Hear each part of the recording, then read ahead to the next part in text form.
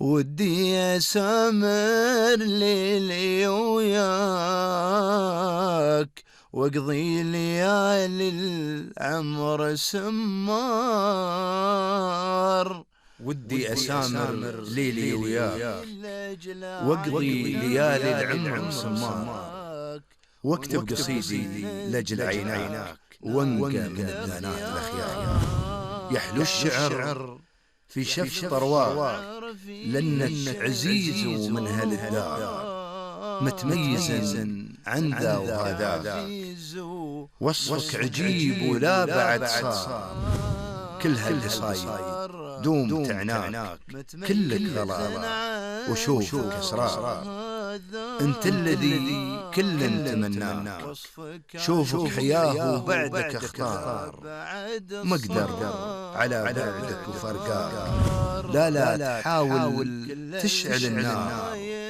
عارف وتدري وين سكناك، انت عمود القلب والدار. شوفك أسرار،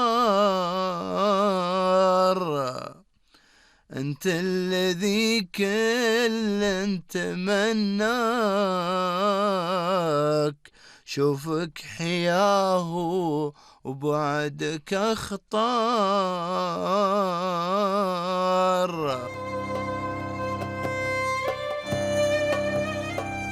مشاهدين الأعزاء، السلام عليكم ورحمة الله وبركاته، مساكم الله بالخير. نلتقي من خلال تلفزيون الشارقة وبرنامجكم الأسبوعي سمار.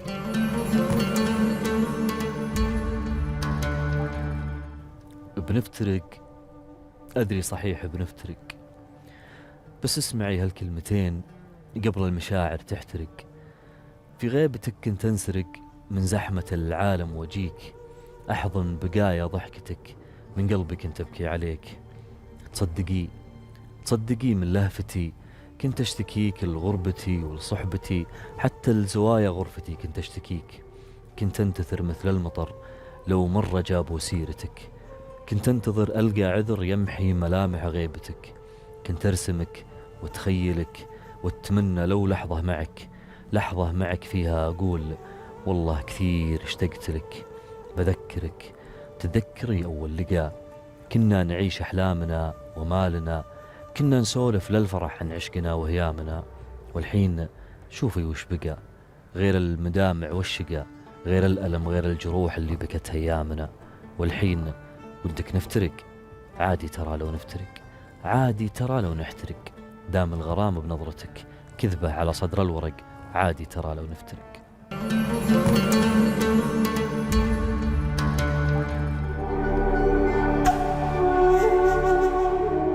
يسعدني ويشرفني أن أستضيف شاعر من المملكة العربية السعودية له العديد من المشاركات والمساهمات. ضيف هذه الحلقة الشاعر عبد الرحمن بن محمد طفيل. مساك الله بالخير يا شاعر وسعد الله أوقاتك. الله يمسك كيف الحال؟ يا طيب؟ الله وسهلا، حياك الله أخوي بالطيب.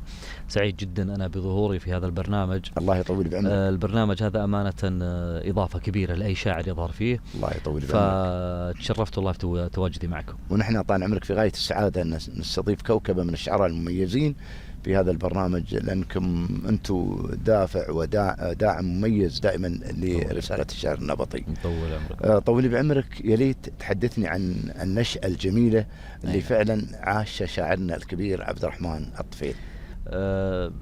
بداية أنا من مواليد منطقة حائل. نعم. تحديدا في محافظة الغزالة. ما شاء الله. النشأة كانت طبيعية جدا، ما فيها أمانة الشيء اللي يذكر. نعم. لكن بالطبع أنه البيئة والأشخاص اللي حولي كان لهم تأثير كبير على تجربتي الشعرية. صحيح. خصوصا بأنه الوالد رحمة الله عليه كان شاعر أيضا. نعم. فربما أنها كانت التأثير علي كبير بحكم أنه الوالد كان شاعر، فهذا حاجة أثرت في أيضا تجربتي الشعرية. صحيح. يعني الوالد كان له دور في مسيرتك الشعرية. اي نعم لأنه هو كان شاعر، فأنا تقريبا يعني أخذت الموهبة هذه بالوراثة. صحيح. عن طريق الوالد رحمه جميل. الله عليه. كل شخص يمر منا بتجربة شعرية دائما. صحيح. مميزة. صحيح. والشاعر يعتز بأن يرى أشخاص يدعمونه من الناحية الأدبية أو الناحية الشعرية. ما رأي عبد الرحمن في هذا الجانب؟ هو شيء طبيعي لأي شخص يبدأ في أي موهبة لابد أن يكون له داعم. صحيح. والموهبة هذه إذا ما وجدت الدعم قد تندثر. نعم. فلذلك أنا أمانة يعني وجدت الدعم الحمد لله في بداياتي، يعني من الناس المقربين حولي. نعم. فكنت أكتب القصيدة مثلا، تعرف قصائد البدايات دائما ما تكون يعني نعم. قصائد ركيكة نوعا ما لأن في البدايات. صحيح. فكنت أعرضها على الأشخاص اللي حولي، وكنت أمانة أرى منهم يعني نقد بناء، وهذا ساعدني كثير على التطور، يعني إضافة إلى بعض الشعراء نعم. اللي كنت أعرض عليهم بعض النصوص وبعض القصائد، أمانة يعني كان لهم دور في مساعدتي يعني. صحيح. الوالدة لها دور في هذا الجانب؟ شوف محمد، الشخص لما يتكلم عن والدته أنا أعتبرها مدرسة خاصة جدا. صحيح. كل القصائد، نعم، كل الحروف، نعم، مهما قلت أنا لا يمكن أني أوصف كمية الدعم اللي وجدته أنا من والدتي الله يحفظها ويطول عمرها. نعم. أبو محمد أنا أقول أمي أماني لا لمس دنيتي خوف. سلام. يلا عساني ما انحرم يوم منها. الله أكبر. فهي أمانة أن كل شيء في هذه الحياة بالنسبة صحيح. حافظت علي كشاعر. نعم. خصوصا بعد أنا طبعا يمكن الوالد توفى الله يرحمه وأنا لسه في عمر صغير يعني. صحيح. فكنت في البدايات، فهي حافظت علي كشاعر يعني أمانة. فعسى الله يطول عمرها إن شاء الله ويخليها. آمين. وهي أمانة مثل ما قلت أبو محمد هي مدرسة مختلفة يعني. الشاعر إذا بدأ في بداية يعني في أحلام كبيرة وده يصل، وده يعني تحس بأنه مستعجل دائما، ويكون يعني مغمور في حد ذاته إلى تحقيق هدف معين في هذا الجانب. طويل بعمرك، خبرني عن هذه المرحلة الجميلة. هي كانت أمانة مرحلة صراعات للأمانة وحروب، أقدر أسميها مرحلة حروب، لأني كنت أحارب للظهور. صحيح. كنت أحاول أظهر في المناسبات الخاصة، كنت أحاول أجذب الإعلام، كنت أحاول أو أتعمد أني أكتب نصوص معينة. نعم. أجذب فيها الإعلام، لعل أحد الإعلاميين يسمع قصيدة لعبد الرحمن فينشر له نص وكذا. وانت تعرف فترة البدايات دائما الشخص يكون متحمس جدا للفكرة هذه. فأمانة هيك رغم صعوبتها لأنها كانت مرحلة جميلة جدا. صحيح. صحيح. فيها أخذ وعطاء بينك وبين نفسك فعلا. نعم. وتجارب يمر بها الشخص مهما صحيح. كانت الظروف. عبد الرحمن أكيد لك العديد من القصائد الجميلة، والإمارات وحكومة العزيز والشارقة بالأخص يعني، وحاكمها صاحب السمو الشيخ الدكتور سلطان محمد القاسمي عضو المجلس العام لاتحاد حاكم الشارقة، يعني للسمو خاص ولمكانة خاصة. صحيح. بالنسبة لأهل الشعر خاصة صحيح. الشعر النبطين المبدعين في هذا الجانب، تلقاهم دائما لما يصل الشارقة يعني يشوف جانبها الأدبي المميز. صحيح. له موقف خاص كشاعر. أكيد أنت من الناس لهم يعني دور كبير في هذا المجال. صحيح. أنا أمانة أولا طويل العمر سمو الشيخ سلطان مهما كتب فيه لا يمكن أنه في حقه أمانة يعني. فلو كتبنا دواوين أكيد لن نصل إلى جزء مما قدمه هذا الرجل. الشيخ مدرسة، الشيخ أبو الأدب، أبو الشعر. فطويل العمر مهما كتبنا فيه لأنه في حقه، لكن أنا كتبت أبيات متواضعة جدا وأعرف أنها لن ترتقي المستوى سموه الكريم، لكن لعلي إن شاء الله أكون قد حاولت في مشاركة بسيطة أو في أبيات متواضعة.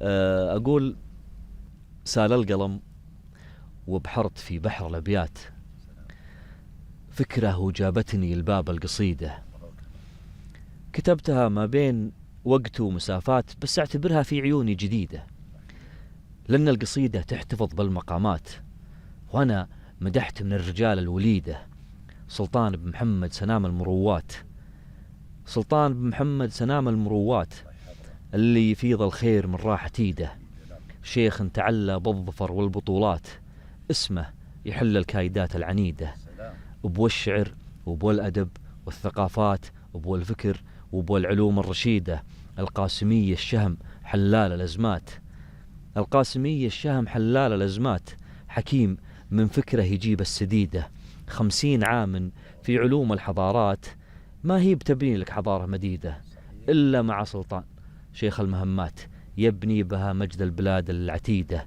يا الشارقة عيشي بخير وسهالات وانتي بصدر الكون درة فريدة. الشيخ يرقى بك حدود السماوات وانتي الشيخ يرقى بك حدود السماوات وانتي من حروف الفخر مستزيدة. والله يعزك يا ديار الإمارات يبقيك للعالم سنين عديدة. يا سلام يا سلام يا سلام. قصيدة جميلة في محتواها ومضمونها. أخوي عبد الرحمن أكيد لك اجتهاد خاص في مثل هذه الكتابات الجميلة، سواء كانت خاصة القصائد الوطنية. يعني أنا أحس أنك دائما أنت من الشعراء اللي يتأثر بالموقف الحقيقي. صحيح. للحقيقة دور في كتابة قصيدتك عبد الرحمن. صحيح بالضبط. أنا طال عمرك دائما قصيدتي تأتي من موقف. السلام. أحيانا بعض القصائد أكتبها تجيني كطاري مثل ما يقولون يعني. نعم. فيطري عليك مطلع بيت أو يطلع مطلع قصيدة فيكون ما له مناسبة معينة. لكن في الغالب أنا أكتب قصيدتي في موقف، أكتب قصيدتي في حدث. فهذا اللي يغلب كثير على قصائدي دائما يعني. يعني الخيال ربما يكون إضافات بسيطة في قصيدتك. اي نعم. أنا لما أكتب القصيدة أوصف ما حدث في الواقع ولكن بنظرة خيالية. صحيح. هي فكرة فلسفية شوي أبو محمد، لكن نعم. هذا ما يميز الشعراء عن غيرهم يعني. صحيح. الشاعر دائما فلسفي في خياله. صحيح. الشاعر يوصف الموقف قد يراه شخص آخر موقف عادي، ولكن الشاعر لا يراه موقف عادي. صحيح. فيوصفها بوصف مختلف عن البقية. فأنا دائما أحاول أني أو بالأصح تجيني القصيدة في الموقف. ما شاء الله عليك. أي نعم. تاخذ وقت وياك عبد الرحمن؟ في أحيانا بعض القصائد ما تأخذ معي وقت يعني ساعات معينة وأكون صح. خلصت القصيدة. وفي بعض القصائد لا يعني أنا أحيانا مثلا أكتب جزء من قصيدة وبعد 3-4 شهور أرجع أعيد أكملها. ما شاء الله عليك. إيه نعم. فهي المسألة مسألة أنه سبحان الله يعني بعض القصائد تجي نعم. تجي متكاملة. صحيح. وبعضها لا يعني. وأحيانا أنا غالبا لما أكتب القصيدة أحتاج إلى أجواء وطقوس خاصة يعني. كيف طقوس عبد الرحمن؟ أولا أن أبتعد عن الكل. ما شاء الله عليك. أحب أن يكون الجو حولي هادي وأعيش الحدث، أعيش الموقف، أعيش هذا يساعدني في مسألة أنه أعيش الموقف بحقيقته، وأحاول أني أظهر الأبيات وأوصف الموقف بشكل شعري. صحيح. ظلم المدينة إحدى القصائد اللي كان لها يعني أثر كبير أو كان لها وقع خاص على أخوي الشاعر عبد الرحمن الطفيل. يا ترى خبرني عن هذه القصيدة واللي يقولون هي اللي عرفت جمهور الشعر على عبد الرحمن الطفيل على ما سمعنا وقرينا وتابعنا، لكن أخلي الحدث وصاحب الحدث يتكلم عنه. سبحان الله كتبت أصلا بظروف غامضة يعني ظلم المدينة. أنا يوم من الأيام كنت أحاول أعكس عبد الرحمن في قصيدة. حلو جميل. أي نعم. فسبحان الله ظهرت ظلم المدينة، فكانت القصيدة هذه يعني من أكثر القصائد انتشارا. وغالبا يعني أنا إذا سئلت أسأل عن هذه القصيدة تحديدا يعني. الحمد لله يعني هذا شيء بالنسبة لي أراها أمانة شيء جميل يعني إنه قصيدة من قصائدك تأخذ هذا الوهج يعني. صحيح. فهي الحمد لله يعني تقريبا هي القصيدة اللي عرفتني عن الناس، لكن رغم كمية الأسى اللي في القصيدة يعني. نعم. لكن هي القصيدة اللي انتشرت وعرفت الناس على الشاعر عبد الرحمن. أكيد أنت تعتز بهذه القصيدة. أكيد جدا. وهي بالنسبة لي من أغلى القصائد بالنسبة لي. صحيح. لأني مثل ما قلت لك أنا عكست فيها عبد الرحمن الشاعر. صح فعلا. نعم. نقدر نسمع شيء منها، ناخذ شيء منها. أبشر. الحال يلي تنشدوني عن الحال يلي تنشدوني عن الحال، ما من جديد إلا عيون حزينة، وبيات شعر مرها الضيق يختال كنه ملك عوج الضلوع وأنينة. والفرحة اللي عايشة بين الأطلال يغتالها ظلم الزمان وسنينه، وأحلام عمري والأماني والآمال تبقى العلم الغيب دايم رهينة. وعيوني يلي تمطر الدمع همال ما ردت اللي راح بيني وبينه، وأيامي يلي عشتها ظلم وهمال تكتب على خد الزمان وجبينه. عزيز قوم جاه من وقته الذال ولا قتله إلا خناجر يمينه. ملت شوارع ديرتي كل الأزوال وأنا بعد مليت ظلم المدينة، واخترت أسافر واكسر الضيق بالحال، وقت الغرام القلب وفني حنينه. سافرت أدور علها بشمسي ظلال، واعتقت من عيني دموع سجينة. بكيتها وندري الدمع لو سال، يقتل ملامح عزتي بالغبينة. أكذب على نفسي وأقول لا لمزال، وندري إني مختنق في يدينه. ما طبت في حلي ولا ارتحت رحال، وكلي مواني بس وين السفينة؟ وين انت يلي لا طريتي على البال؟ تنفست كل الجروح الدفينة، يلي غيابك طال ومعاندك طال، متى على الله شاعرك تنصفينه؟ أنا صبرت وعدت أجيال وجيال، للحين حبك باليدين الأمينة. ما غير إحساسي رد الوقت والفال، ولا نسيت إنك القلب ضنينه. وإن كان تنشدني جديدي والأحوال، ما من جديد إلا حياة حزينة. لأن الدموع انسالت بعين الأطفال، لو ما عرفنا أسبابها عاذرينه. من البلا دمعة على خد رجال، تبقى على طول الليالي غبينة. الله، يا سلام يا سلام. عبد الرحمن، فترة طويلة كاتب هاي القصيدة؟ تقريبا فترة من طويلة. نعم، من فترة طويلة. الأغراض عديدة في الشعر النبطي ومتعددة طبعا، وأنت مبدع في الأغراض كلها، لكن أغلب قصايدك أخوي عبد الرحمن في العاطفية. ما أدري، خبرني شوي، عطني شوي حول هذا الجانب. والله شوف محمد، أنا دائما ألام أمانة في هالجانب. نعم. غالبا لما ألقي بعض القصايد، في ناس يقول يعني أنت ما شاء الله عليك في الجانب العاطفي، أو بالأصح في الجانب الحزين من القصائد، يعني مميز كثير يعني، وأنت يعني لابد أنك تطلع من المود هذا. لكن سبحان الله أنا أجد نفسي في هذا المكان. فعلا. أنا كتبت القصيدة الوطنية، كتبت في أغراض الشعر عموما يعني، لكني أمانة أنا ما أجد نفسي إلا في القصائد العاطفية. فعلا. أشعر أني أبدع، أشعر أني أظهر قصيدة بمعنى قصيدة فخمة للأمانة يعني. صحيح. لكن في الأغراض الثانية أنا الحمد لله قادر على كتابتها، ولكني ما أرى نفسي فيها متمكن جدا يعني وانت تعرف محمد يعني سبحان الله بعض الشعراء قد يتميز في غرض عن غرض آخر من أغراض الشعر. فعلا سبحان الله. أيه. بعض منهم ما شاء الله تلقاه في القصايد الوطنية والاجتماعية له تواجد أخوي عبد الرحمن. صحيح. بشكل عجيب يعني. صحيح. سبحان الله. صحيح. أنا أذكر في موقف محمد يعني مع أحد الشعراء في هالخصوص يعني، كنا في أمسية وكانت معظم القصائد اللي نلقيها قصائد عاطفية وقصائد حزينة يعني. صحيح. فبعد الأمسية أخذني على جنب أحد الشعراء وقال لي أنت لازم تطلع من المود هذا نعم. فسبحان الله رديت عليه في أبيات جميل. الحزن يكتبني لو أفراحي أقلام، ولو هو بكيفي من جبرته كتبته. يا صاحبي لا تنبش جروح والام، يكفيني اللي من زماني كسبته. الحزن الوقت صب الحزن في كاس الأيام، وأنا الوحيد اللي ضميت وشربته. قال أنت ما فيك حيلة عقب الموضوع هذا، ما فيك حيلة. فأنا سبحان الله يعني غالبا أدور في مجال القصيدة العاطفية أكثر شيء يعني. وأنا مثل ما قلت لك محمد، أنا سبحان الله يعني أكتب أنا والأغراض الثانية ما تشكل لي مشكلة. صحيح. ولكني أجد نفسي أكثر. نعم. في القصيدة راحتك. إيه نعم. وميولك الخاص. إيه نعم. أرى نفسي. نعم. في القصيدة العاطفية. نعم. صحيح.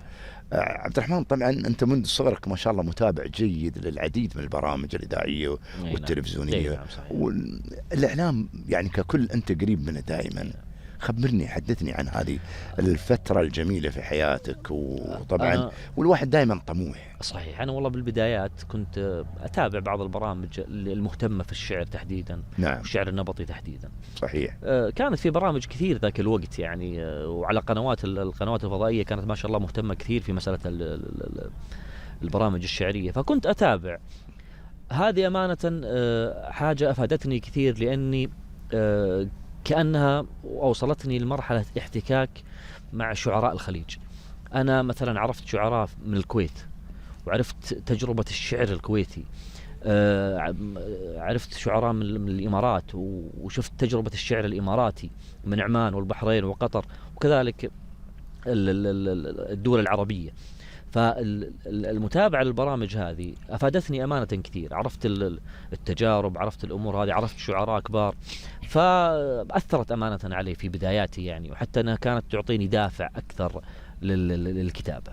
أخوي عبد الرحمن، نحن في فترة مثل ما تفضلت عن وتحدثت عن هذه البرامج الجميلة المميزة، وحتى المجلات يعني بصفة أو بمسمى آخر الإعلام التقليدي في هذاك الزمان، وما زال الإعلام التقليدي له وجود وتواجد صراحة، إذاعة وتلفزيون ومجلات وصحف وما شابه ذلك، لكن أيضا ونقول لها دورها الإيجابي المميز لخدم الكثير من الشعراء اللي لهم تواجد الآن يعني بشكل جميل ومميز. أيضا منصات التواصل الإعلامي اليوم، الحدث الإعلامي السريع الجميل، خبرني يا عبد الرحمن ما درجة يعني أهميته في وصول الشاعر إلى أكبر عدد متابع ومشاهد ومستمع وقارئ.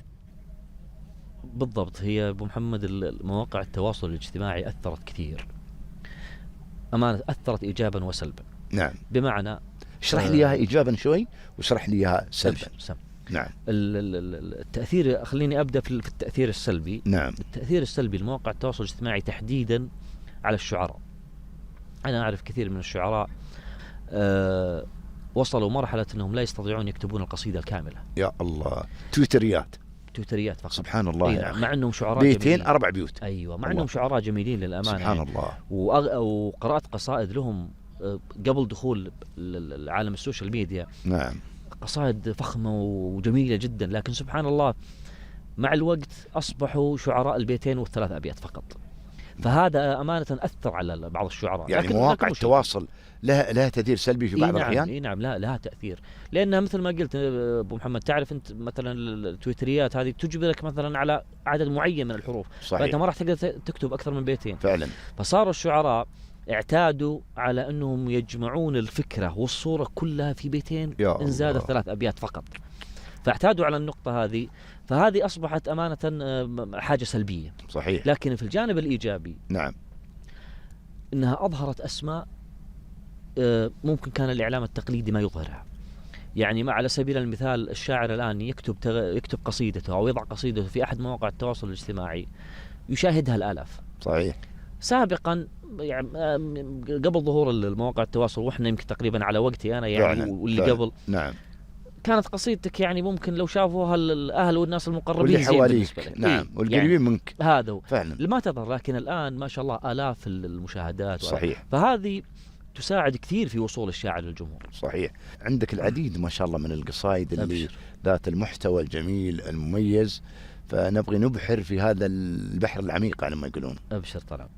يقول: طاب القصيد وطبت من بعض الأوجاع، والحال أظنه يا الربع صار طايب، مدامني سجيت في روض مرباع، ماني من الدنيا كثير الطلايب، ساقتني الخطوة على جال مطلع، وقفيت طارد رغبتي بالسحايب، شفت المزون اللي لها خافق يفاع، فوعد خفوق اللي من الموت هايب، روحت نادي والمحاني له جياع، لين امطرت وروة كبود النجايب، كن المطر لا من تنثر على القاع، بوسة هنوف جات في خد شايب، روحت نادي والمحاني له جياع، لين امطرت وروة كبود النجايب، كن البختري والخزامة له قاع، يرقص على لحن الهوى والهبايب، وكن الغيوم اللي تخلل بها شعاع، مزيون تشكي نزول الذوايب، هذا وشفت الذود في سيره تباع، منقية ما بها عيوب وشوايب، وهناك قوم ما بهم زيف وخداع، بدو يحلون البلا والنوايب، لا جيتهم تلقاهم ذراع بذراع، ما فيهم اللي لا ذكر قيل خايب، رغم البساطة ما تجي فيهم أطماع، رغم البساطة ما تجي فيهم أطماع، هم للكرم والطيب ربع وصحايب، ذولا هل الصحراء خذوا طبعها طباع، بعيونهم تسوى بلاد العجايب، هذه مساكننا قبل عصر الإسراع، هذه بيوت أجدادنا والقرايب، هذه ثقافتنا ولا هي بتنباع، موروثنا يبقى ولا هو بغايب، مهما تغيرنا على أشكال وانواع، نبقى على الصحراء بطيب وغصايب، هذا وإذا سجيت في روض مرباع، ماني من الدنيا كثير الطلايب، والحمد لله طبت من كل الأوجاع، والحال أظنه يا الربع صار طايب. يا سلام يا سلام، شو التصوير الجمالي، شو المحسنات البديعية، ما شاء الله عليك يا عبد الرحمن. قصيدة يعني طريت فيها البدو، وطريت فيها المرباع، وطريت فيها الكرم والطيبة والصفات الجميلة. قصيدة متعوب عليها ترى. عسى الله يطول بارك الله فيك. ما عليك سؤال. ندري أن لك طبعا علاقة مع الصحافة الشعبية، ولك يعني تواصل، لكن في الوقت الحاضر أنت شو تحس هذه العلاقة الجميلة؟ والله شوف محمد، العلاقة مع الإعلام خصوصا المهتم بالشعر في السنوات الأخيرة أنا أمانة ابتعدت كثيرا عن العلاقة مع الصحافة الشعرية، لأنه أمانة الصحافة الشعرية الآن أصبحت ما تخدم الشاعر بالشكل المطلوب. يعني دخل فيها أمور أصبحت ممكن تظهر بعض الشعراء اللي يعني يكون شعرهم أقل من المستوى المطلوب. صحيح. يعني فأمانة أنا لما وصل الإعلام المهتم في الشعر إلى هذه المرحلة تحديدا يعني ابتعدت، لأنه أمانة مثل ما قلت الآن الحمد لله يعني أصبحت السوشيال ميديا والفضاء واسع أمام الشعراء، فما عاد هناك شاعر يحتاج للصحافة الشعرية، الصحافة التقليدية. نعم. فأنا مثل ما قلت لك أبو محمد، أنا في السنوات الأخيرة ابتعدت عن الصحافة الشعرية، لأني لا أرى أنه ما أصبح لها جدوى يعني. صحيح. بمعنى صح يعني. الآن أنا لاحظ الكثير من الإخوان طبعا عايش كل وقته مثل ما تفضلت أخوي عبد الرحمن، يقول لك أنا يكفيني منصة تواصل عندي موجودة تليفوني، وبصور وبنزل لقطات وما شابه ذلك وفيديوهات. لكن أيضا أنت اليوم طال عمرك محتاج أنك تختار شيء مميز يميزك أمام المشاهد والمتابع. الإعلام التقليدي أنا أحترمه وأقدره صراحة وأجله وأعزه يعني بدرجة ما تتصورها.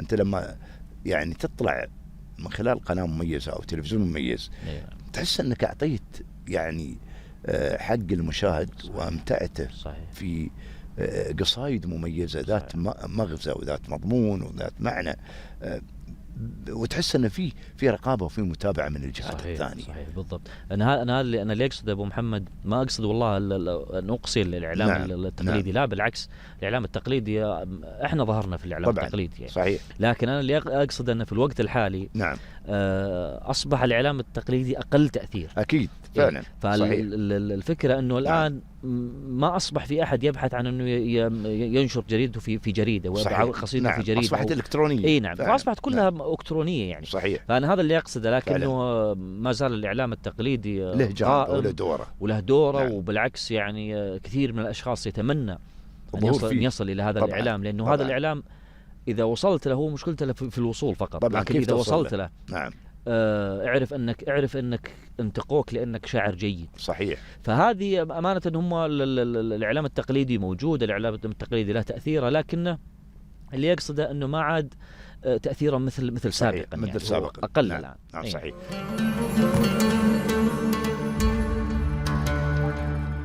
سافرت في عمري على مركب الشوق، ولا وصلت برحلتي للمواني، كل الجهات الأربعة كنها طوق، كل الجهات تردني في مكاني، كنت أنتظر ساعة بها يولد شروق، وحس بإحساس الوجود وكياني، تعبت من ترديد ضايق ومخنوق، تعبت أسلي خاطري بالأماني، أمسي حزين وباكري حلم مسروق، ويومي يروح بساعتها والثواني.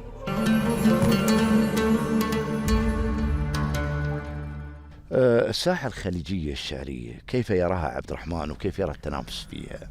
والله شوف، أنا في السنوات الأخيرة ظهرت أسماء في الساحة الخليجية، أسماء قوية جدا، وأصبح التنافس فيها عالي. فمثل ما يقولون من الآخر، إما تجي قوي نعم تثبت وجودك، أو لا تدخل هذا الصراع. لأنه صحيح. أمانة الأسماء الموجودة الآن وكمية الشعراء ما شاء الله الموجودة الآن، هذا شيء يثري الساحة الخليجية عموما يعني. فمثل ما أنت شايف محمد ما شاء الله، يعني كل يوم نكتشف اسم يكتب شعر من النوعية الفاخرة جدا يعني. نعم. فالحمد لله يعني الساحة الخليجية في السنوات الأخيرة ظهرت فيها أسماء يعني هذا جداً. التنافس شو يضيف لنا عبد الرحمن في رأيك؟ هو هذا ينتج لنا في النهاية قصيدة رائعة. صحيح. قصيدة إبداعية فعلا. لأنه كل ما احتد التنافس بين الشعراء كل ما زادهم إبداع. صحيح. فأنا لما أظهر الآن مع أسماء معينة وأسماء كبيرة من الشعراء لابد أن أرتقي لمستواهم، فهذا يضيف للشاعر كثير. فالحمد لله يعني أنا أشوف أنه كل بين فترة وأخرى يظهر لنا اسم إحنا ما كنا نعرفه سابقا. صحيح. يظهر شاعر جميل، شاعر مبدع، فهذه نتاج هذا التنافس الشعري في الساحة الخليجية عموما.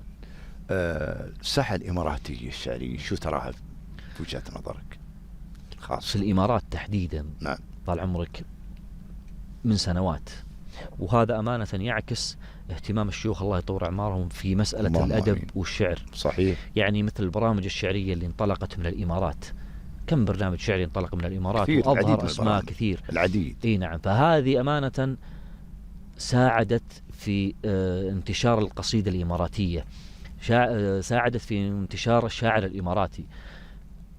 الشاعر الإماراتي تجربته رائعة سبحان الله. يعني أنا من الأشخاص اللي أحب الشعر الإماراتي. الله يطول عمرك. وأحب الشعر شهادة نعتز بها. الله يطول لا والله أمانة يا أبو محمد الشعر الإماراتي سبحان الله لطيف جميل، فيه من الإبداع، فيه سيل من الصور، فيه فتشعر أنه يعني الشاعر الإماراتي سبحان الله عندما يحضر مختلف. أيضا كذلك الشعراء من دولة عمان الشقيقة أنا مغرم بقصائدهم. صحيح. فطبعا ولا يهونون بقية الشعراء، لكن أكيد. التجربة الإماراتية في السنوات الأخيرة أصبحت أمانة ساحة فيها تنافس، وظهرت أسماء كبيرة، وهذا مثل ما قلت لك هذا بدعم الشيوخ الله يطول أعمارهم، وبقامة هالبرامج الشعرية اللي صنعت شعراء، اللي أخرجت شعراء عظيمين جدا للأمانة. خلنا نعيش في قصيدة من قصايدك وإهدائك للسادة المشاهدين الكرام. أبشر طال عمرك. هذا طال عمرك القصيدة هذه لها موقف معين. صحيح. فالأبيات تشرح الموقف اللي حدثت فيه يعني. تفضل طال عمرك. أقول طفلة عمره ما وصل سن 20 جتني تقول الوقت يتعب مسيره، تشكي غرام من هزها قبل عامين والدمع ثاير والخواطر كثيرة. علمتها خلي هروج المحبين، هذا الحكي يا بنت مأخوذ خيره. حبي حياتك كان ودك تحبين، وعيشي دقايق ضحكتك يا الأميرة. دنيا المحبة وردتنا مجانين، والموت لا خالطها والحب غيره. هذا أنا عاشق مثل ما تشوفين، الحال يرثى والمدامع غزيرة. حزني طواني والسهر رافق العين، والقلب أنا للحين أجهل مصيره. ولي في روحي صد عني من سنين، ولي في روحي صد عني من سنين، والقلب ما يقبل من الناس غيره. كانت معي عشنا على الزين والشين، من حبنا نبني للأشواق ديره. ديرة غلا ما يسكنها غير قلبين، قلبي سماها وقلبها هي طيره. زرعتها وردة في كل البساتين، أشرب نداها وتنفس عبيره. زرعتها وردة في كل البساتين، أشرب نداها وتنفس عبيره. والوقت ما يصفى مثل ما تعرفين، من ذاق فيه ذوقه من هجيره. تحطمت أحلامنا في كلمتين، قالت أمان الله كانت أخيرة. من يومها عايش لجل بس ثنتين، ذكرى هواها وخصلة من حريره. والحين خلي عنك هرج المحبين، هذا الحكي يا بنت مأخوذ خيره. وبنصحك يا بنت بالله تكفين، توك على دنيا المحبة صغيرة. الله أكبر. البيت جميل، هذا البيت صراحة على ما قالوا ختامها مسك. فعلا جميل يا عبد الرحمن. أخوي عبد الرحمن، طبعا عارفين أن ما شاء الله المملكة العربية السعودية بلد كبير ومترامي الأطراف، وأيضا نجد فيه الأمسيات الشعرية كثيرة ومميزة. إذا قلنا طبعا رغم تعدد اللهجات عندكم انتم، كل منطقة لها لهجتها الخاصة، وهذا أيضا تعدد الثقافات نعتبره إضافة جميلة لشعرانا وشاعراتكم أيضا ما شاء الله. الله يعطيكم الصحة والعافية يا رب العالمين. إذا بغينا ننجح بهذه الأمسيات كثيرة تمر عليك في السنة، سواء يعني وبالأخص أنتم في السعودية ما شاء الله عندكم لا تعد ولا تحصى. ما هي يعني عوامل النجاح لهذه الأماسي إذا بغينا نرقى بهذه الأماسي ونعتبرها أماسي مميزة ناجحة نكسب من خلالها شعراء مميزين مبدعين؟ هو طال عمرك نجاح الأمسية يعتمد، أنا من وجهة نظري يعتمد بالمقام الأول على الجهة المنظمة للأمسية والشعراء اللي يحيون الأمسية. بمعنى احنا الآن عندنا في المملكة العربية السعودية نشوف كثير من الأمسيات، تقام كثير من الأمسيات ونتابعها، لكن للأسف مو كلها ينجح. صحيح. ليش؟ لأنه طول عمرك أحيانا يكون في مشكلة في التنظيم، أحيانا يكون الجهة المنظمة ما تنظم الأمسية بالشكل المطلوب. صحيح. وأحيانا الأسماء اللي تظهر في الأمسية أسماء غير جماهيرية، ما لها جماهير، فما تنجح الأمسية. لكن عندما تكون الأمسية منظمة بشكل جيد، يعني على سبيل المثال الأماسي الأخيرة اللي كانت في المملكة العربية السعودية من تنظيم وزارة الثقافة، أماسي نجحت كثير يعني، وأصبح لها صدى عالي، وخصوصا أنها يعني استقطبت أسماء من الوزن الثقيل مثل ما يقولون شعريا يعني. نعم. فنجحت هذه الأمسيات. فأنا مثل ما قلت لكم محمد، أنا أتوقع أنه تنجح الأمسية إذا وجدت تنظيم جيد وشعراء يحيون هذه الأمسيات بالشكل الجميل يعني. فعلا. عبد الرحمن، خلنا نسمع شيء من اختياراتك الجميلة ونوادرك الطيبة.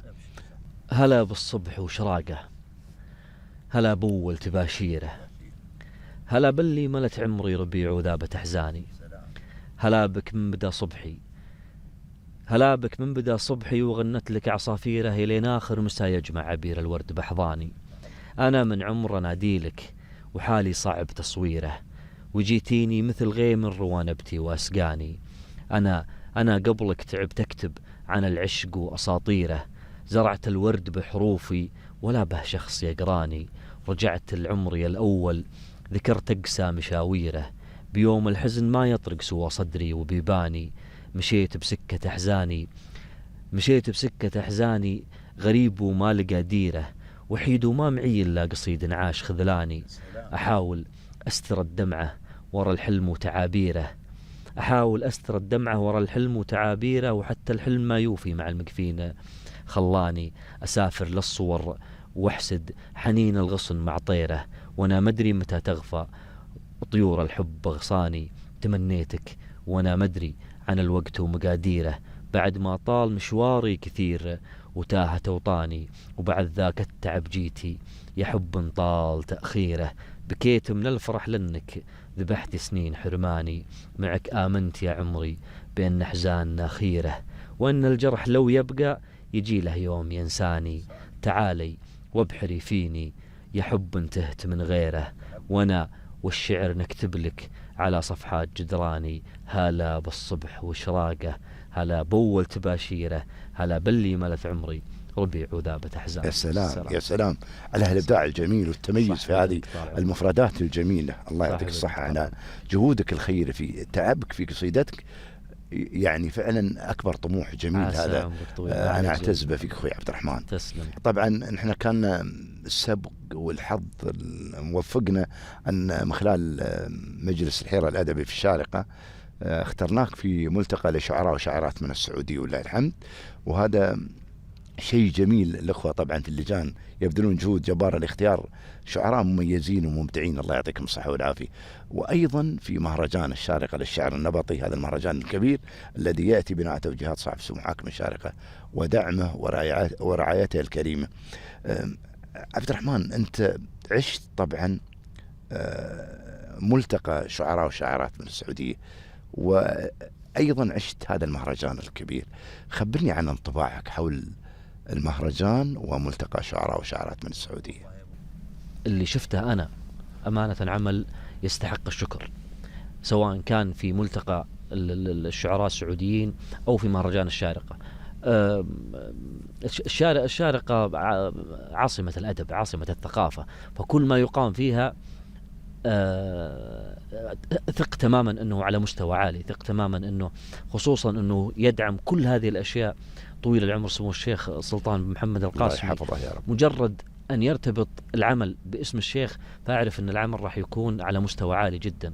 فأنتم سواء كان في مجلس الحيرة أو في دائرة الثقافة في الشارقة أمانة تعملون عمل جبار جدا، وهذا ما جعل من الشارقة عاصمة للأدب والثقافة. فأنا أمانة انطباعي أنه العمل اللي أنتم تسووه أتمنى أن يكون في كل الدول العربية، لأنه أمانة فيه خدمة للشعر والأدب، فهذا شيء إحنا يضيف لنا كشعراء.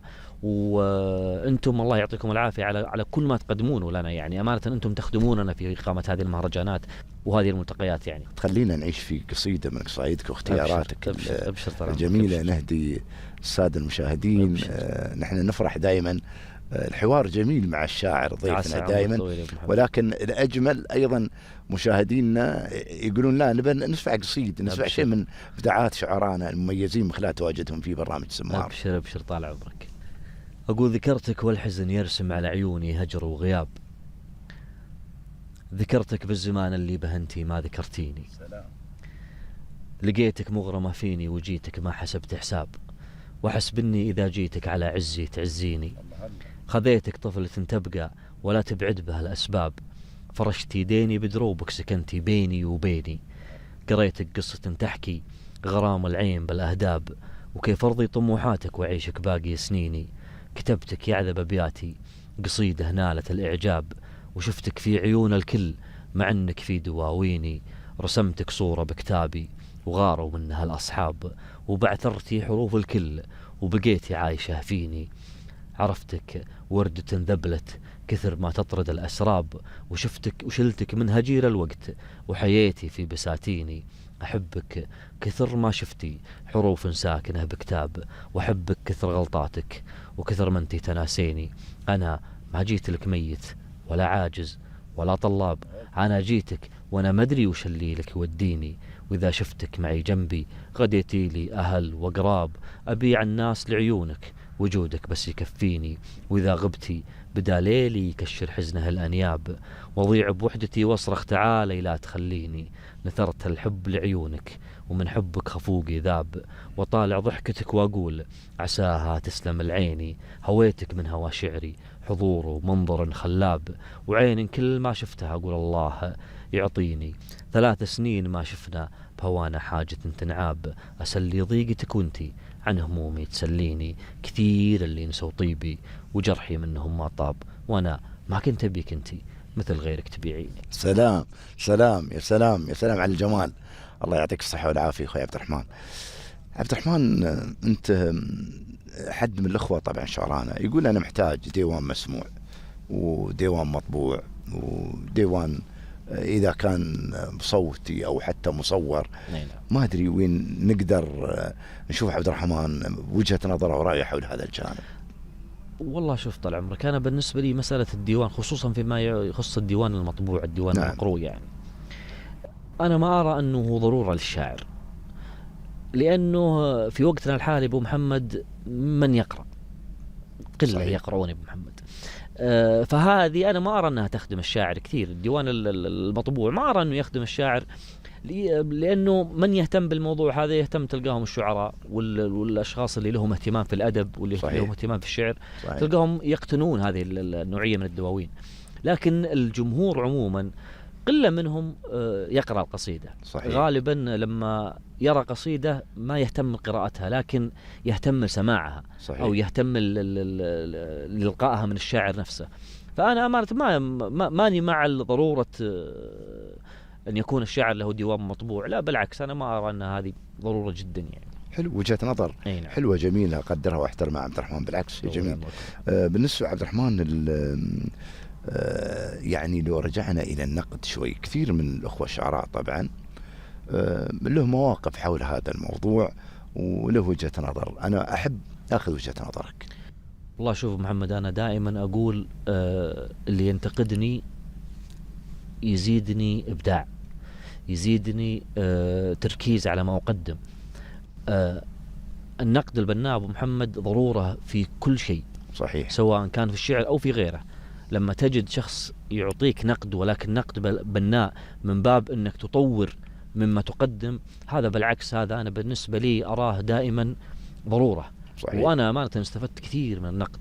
أنا في البدايات يعني أبو محمد كان هناك بعض الأصدقاء تقريبا لهم ملمين في الشعر، فكنت أعرض عليهم قصائدي، كانوا ينقدوني نقد قاسي جدا أمانة. الله. ولكن كان نقدهم يساعدني في تحسين القصيدة، تحسين إظهار القصيدة، صحيح. جودة القصيدة نفسها. فبالعكس أنا أمانة مع النقد، وبالعكس من ينتقدني أنا أقبل رأسه للأمانة. صحيح. خلنا نسمع من شيء من نوادرك الجميلة الحلوة وإبداعاتك المميزة أخوي عبد الرحمن. قل رغم الغياب وصدتك ما نسيتك، اللي سكنتي بالضلوع الحنايا، ورغم انكسار القلب جيت وعطيتك قلبا عليه تموت بيض النوايا. ما كنت بيك تموتني لو حياتك، وما كنت بيك تعيش ذنب الخطايا. أنا هويتك قبل أعرفك وجيتك، جيت وبقايا ضيقتي من ورايا. دورت لك بين الوجيه ولقيتك، ملامح تسكن جميع الزوايا. حتى شبيهك يوم جاني شكيتك، حتى شبيهك يوم جاني شكيتك. فتحت له قلبي يشوف الخفايا، وعلمته انك من رحلتي وبيتك ما يسكن غير الدموع وأسايا. وعلمته اني من عرفتك خذيتك، وجه اشوفه نور صبحي ومسايا. وعلمته اني من حناني سقيتك، لين ارتويتي واستبحتي ضمايا. وعلمته ان ايام عمري هديتك، واني خذيت الضيق منك هدايا. هذا وشفني ذاكر وما نسيتك، للحين اشوفك ساكنه بالحنايا. سلام سلام. تسلم على هذه يطول عمرك الابداعات المميزه عبد الرحمن، الله يعطيك الصحه والعافيه. عبد الرحمن، انت ايضا من محبي الرياضه ومن متابعي الرياضه دائما. يعني ما شاء الله، مثل ما انت نشط في الجانب الادبي الجميل القصايد، ايضا متابع جميل للرياضه الخليجيه والمحليه والعالميه. ما ادري يعني، وتحب ايضا يعني لك تعليقات بينك وبين نفسك حول هذا الجانب. اي نعم صحيح. انا امانه مغرم في كرة القدم ما شاء الله عليك. نعم. ما شاء الله عليك. وخصوصا يعني في كرة القدم في الخليج والوطن العربي يعني. جميل. فانا احب امانه هذه الرياضه، لاني اصلا انا امارسها يعني. انا كنت حلو. يعني كنت مشروع لاعب كرة قدم ما شاء الله عليك يعني. ما شاء الله عليك. لكن سبحان الله يعني ما استمرت معي يعني. صحيح. لكن ما زال العشق والشغف موجود. صحيح. فانا احب كرة القدم، خصوصا اني عاد انا في السعوديه مشجع اتحادي في السعوديه. ما شاء الله عليك. اي نعم. وفي الامارات شرجاوي. ما شاء الله عليك. نعم. وان شاء الله السنه هذه الشارقه يجيب الدوري اللهم امين. حتى انا يعني احد الاشخاص يقول لي انت ارتباطك في طبعا انا مثل ما قلت لك انا اتحادي. نعم. في السعوديه، فيقول لي ارتباطك بالاتحاد. فانا رديت عليه بابيات. شو يقول الشاعر؟ قلت له هي 3 أشياء ما فيها جدال عنها ما طقت لحظات البعاد. سلام. هي 3 أشياء اقرب للخيال. خيال. عنها ما طقت لحظات البعاد. هي 3 أشياء ما فيها جدال: أمي وحب العمر والاتحاد. الله أكبر. اي نعم. فأنا طال عمرك يعني أصبح سبحان الله الرياضة بالنسبة لي، وخصوصا هذا النادي له ارتباط بحياتي سبحان الله كثير يعني. فأنا متابع جيد للرياضات يعني. ومثل ما قلت لك أنا كنت ممارس كرة القدم، فالحمد لله يعني. أيضا لي نظرات تحليلية في بعض الأشياء، وخصوصا أني أنا مارست هذه الرياضة يعني. ما شاء الله عليك. فالحمد لله يعني. كرة القدم أحيانا أرى متنفس لي. جميل جميل. حلو حلو. نعم. الله يعطيك الصحة والعافية. نعم. والله اليوم أسعدتنا صراحة، ونحن سعدنا بك من خلال تواجدك عندنا في برنامج سمار. يعني دائما ضيوفنا غاليين واعزاء، ولهم تميز خاص ولهم وجود خاص عندنا. فصراحة لك كل الشكر والتقدير. عسى عمرك. نعتبرك إضافة جميلة ومميزة لبرنامجنا. يطول لي عمرك محمد. بالعكس والله أنا اللي أضاف لي هالبرنامج ظهوري في برنامج سمار تحديدا. هذا بالنسبة لي أنا أمانة أكتبه في سيرتي الذاتية أمانة، لأنه والله إضافة كبيرة، خصوصا أنه استضاف أسماء واستضاف شعراء على مستوى عالي، وإضافة إلى أنه يقدمه الأستاذ بطل المظلوم من أستاذنا. فهذه بحد ذاتها يعني إضافة كبيرة بالنسبة لي. علم الله. لك كل الشكر والتقدير على حضورك وتشريفك لبرنامج سمار. ومشاهدين الأعزاء طبعا طافت علينا يعني طاف وقت الحلقة ونحن ما حسينا فعلا مع شاعرنا الكبير عبد الرحمن بن محمد الطفيل من المملكة العربية السعودية. نتمنى إن شاء الله أن نلتقي في حلقات هذا البرنامج، ولكم جزيل الشكر والتقدير ولكل العاملين. والسلام عليكم ورحمة الله وبركاته.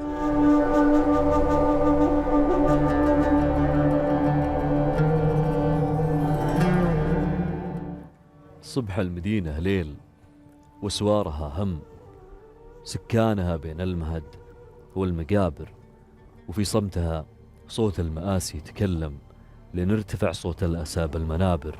ويا وجهها ما عاد في وجهها دم، شفت البشر وشلون فيها تكابر. كل يخونك من رفيق وولد عم، حتى الورق خانت عهود المحابر. في وقتنا محد من الضيق يسلم، وإن جاتك الفرحة تجي وقت عابر. نضحك وحلم العمر فينا تحطم، واللي انكسر ماله مع الوقت جابر. ونساير الدنيا عسى الجرح يلتم، كل على همه والأحزان صابر. ونعودت للجرح والضيق والهم، مثلي مثل غيري أبضحك وكابر.